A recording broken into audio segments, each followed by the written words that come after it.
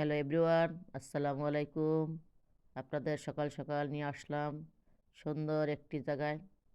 যেদিকে তাকাইবেন একদম মনোমুগ্ধকর। দেখেন আমার সাথে সাথে মানে জায়গাটা কিন্তু অনেক সুন্দর। এদিক দিয়ে প্রতিদিনই আসা যাওয়া করি, কিন্তু এখানে ঢোকা হয় না।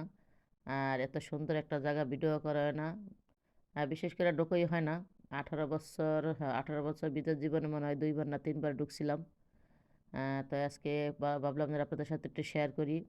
চলে আসলাম, এটা একটা কবরস্থান, ইতালিয়ানদের মানে খ্রিস্টানদের একটা কবরস্থান ইতালিতে। হয়তো অনেকে দেখেছেন বিদেশের কবরস্থানগুলো, অনেকে দেখেন নাই, তাদের উদ্দেশ্য যারা দেখেন নাই। ভাবলাম এখান দিয়ে হাঁটতে বেরোইলাম নামাজ পড়ে মেয়ের স্কুলে দিয়ে। তাই ভাবলাম যে এখান থেকে তো যাই, তো একটু ঢুকে দেখি, হাঁটি। আর এখানে ঢুকতে দেয় আমাদের বাংলাদেশের মতো তো হয়তো মহিলারা ঢুকতে নিষেধ এমন কিছু না। এখানে যার মন চায় আসে ঘুরে দেখা যায়। দেখেন পরিবেশটা কত সুন্দর। এখানে আইসা আমাদের সবার চলে যাওয়া সবার কথা মনে পড়ে গেল। এ এ দেখেন কত সুন্দর করে কবরস্থানগুলো করছে। এখানে এক একজনের কবরস্থানগুলো এক একভাবে কারুকাজ করা। মানে দেখলে অনেক ভালো লাগে মানে ঘুরতে। আর এর দেখেন চোখ যেদিকে যায় অনেক বিশাল বড়। এটা হাঁটলে মনে হয় 1 দুপুর লাগবে হাঁটতে। আমি শুধু অল্প একটু 3-4 মিনিটের ভিডিও তো বোঝেন কতটুকু করা যায়।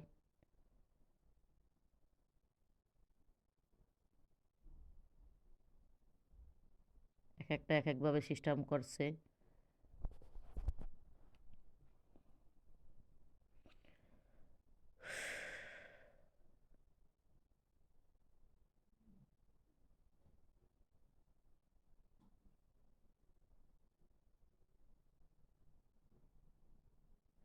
আজকে আমি একাই ছিলাম, আরেকবার গেছিলাম আমরা 2-3 জন মনে হয়। এই যে ওদের নাম লেখা। আর এই কবরস্থানগুলা কিন্তু ফ্যামিলির 2 জন 3 জন 4 জন 5 জন এরকম। অর্থ মানে সব দেশেই কিন্তু গরিব ধনী সব দেশেই অর্থ বুঝা এই যে এখানে কিন্তু নিম্নমানের মানুষদের জন্য আছে। হয়তো ওরা এটা যে কম বাজেটের ভিতরে কবরস্থানগুলা। আর ওগুলা হয়তো ভিআইপি বড়দের জন্য, মানে যারা পয়সাওয়ালা আছে তাদের জন্য মনে হয়। এটা দেখলেই বোঝা যায়। সবার তো সামর্থ্য একরকম না। এটার ভিতরে ঢুকতে গেলে 3টা না 4টা গেট পড়ে, কিন্তু অনেক সুন্দর।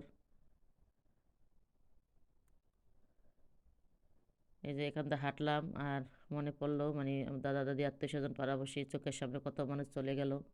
আমরা হয়তো একদিন এভাবে এদের মতো অচেনা মানুষ হয়ে যাব। এই যে তারাও কিন্তু আমাদের মতো এভাবে সংসার করছে। ওই যে একটা মহিলা আসলো, আইসা দেখলাম ওদের ছবি লাগানো, হয়তো সম্ভবত ওর বাবা, যদি আমি জিজ্ঞেস করি নাই আগে ছবিটার চুমা দিল। তারপর হাত দা মুছলো, তারপরে পানি আইনা স্প্রে দেওয়া পরিষ্কার করতেছে। আজকে রোদ্রের জন্য না মানে ভিডিও করতে পারি না, রোদ্রা যেদিকে তাকাই। অনেক 2-3 দিন বৃষ্টির পরে সুন্দর আল্লাহর দেওয়া একটা উপহার আমাদের জন্য। এই যে দেখেন কি সুন্দর করে স্প্রে দেওয়া মোছতাছে। এখানে অবশ্য মোছারও লোক আছে টাকা দিয়া। কিন্তু এটা অগৈ আত্মীয় স্বজন, হয়তো মেয়ে মেয়ে মনে হয় যে মারা গেছে। ওরা সপ্তাহে বা কয়দিন পর পর আসে আমি জানি না, তবে আমি শুনছি যেন ওরা নিজেরা এসে পরিষ্কার টরিষ্কার করে, বা যদি কেউ নিজে না করে তাহলে লোক আছে, লোক দেওয়া টাকা দিয়ে পরিষ্কার করায়। আসলে ভালোবাসা কারো প্রতি কমতি নয়। আমাদের দেশের কিছু ভাই বোনদের উদ্দেশ্যে বলতে চাই, বাপ মা থাকতে তাদের সম্মান করুন, তাদের ভালোবাসুন। মরে গেলে কাইন্দা কোনো লাভ নাই। বৃদ্ধাশ্রমে দিয়েন না, এত কষ্ট করে সন্তান দুনিয়াতে আসার পরে সেই সন্তান যদি বাপ মার খোঁজ খবর না লয়। এটা দেখেন, এটা প্রায় 8-10 জনের একটা কবরস্থান। আল্লাহ হাফেজ।